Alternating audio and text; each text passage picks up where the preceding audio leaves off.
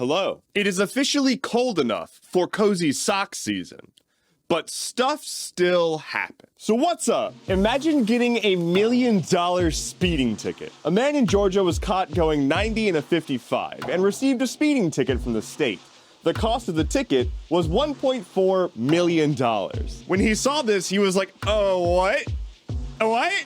And so he called the state for some clarity. Upon calling the court, they said, well, you can pay it or show up in court. So he showed up in court.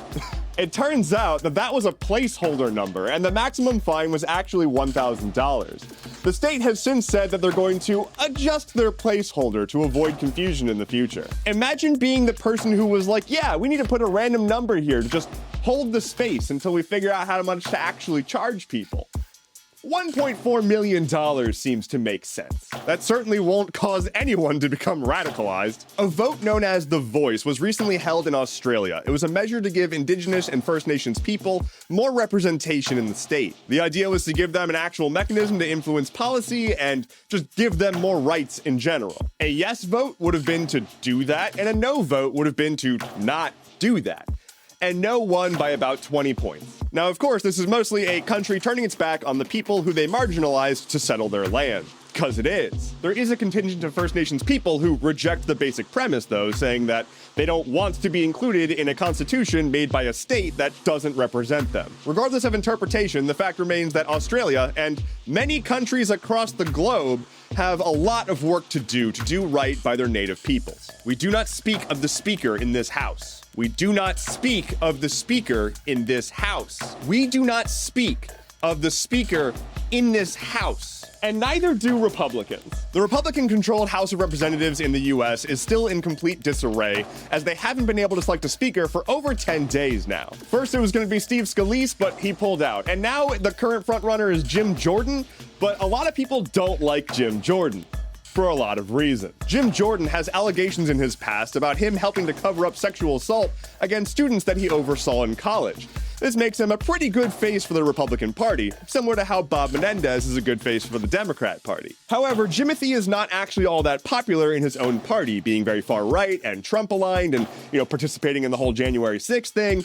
And so a lot of his party is not willing to vote for him. Democrats have also said that they're not going to vote for him for obvious reasons. And so he might just not have the votes. There's also murmurings that he might force a vote to happen sooner than they're ready, which could potentially result in a Democrat being elected to Speaker of the House. That would be an actually hilarious twist of fate, even if it's not going to really change much. A content warning for this next segment. I will be discussing death and the death of children. There will not be pictures and I will not be graphic, but I will be discussing the ongoing situation between Israel, Palestine, and Hamas. I want to start off by saying in no uncertain terms that Israel is an apartheid colonizer state and is not representative of the general will of global Jews around the world or even its own citizens. It is a political power armed to the teeth and backed by the West that has been assaulting Palestinians for decades. There is no drawing a line between the conflict. Palestinians have suffered significantly more than Israelis in this conflict. After the attack on the Israeli people by Hamas that left over 1,000 people dead or captured, Israel has responded by killing far more people than that. This is what Israel does whenever they're able to get the world on their side to further their ethnic cleansing. Of course, the attack on innocent civilians is horrific. However, Israel has responded with war crimes. They have cut off food, water, power, points of egress, internet access, and basically all hope from the Gaza Strip. The Gaza Strip is home to over 2 million human beings. The average age there is 18. The excuse that Israel will use for their actions is that they need to eradicate Hamas from the region. They'll point to the fact that Palestinians put Hamas into power by voting for them. What they won't note is that that election happened nearly 20 years ago. And again, the average age there is 18. The following numbers are almost assuredly a severe undercount of the deaths. But at time of recording, there have been 724 child deaths reported so far among the 2,200 people that have been killed by Israel. This already exceeds the death toll from the Hamas attack. So is that enough? Famously, an eye for an eye fixes everything. Millions of people are currently trying to flee their homes in the Gaza Strip and aren't able to get anywhere, as points of egress are either blocked off or being actively attacked. And during all of this, Israel has the unwavering support of the United States and many other Western nations in doing all of this. U.S. Democrats still strongly support Israel, and for some reason, U.S. Republicans, who are typically saying that America needs to be less involved in global affairs, want America to do more here. I can't put my finger on why.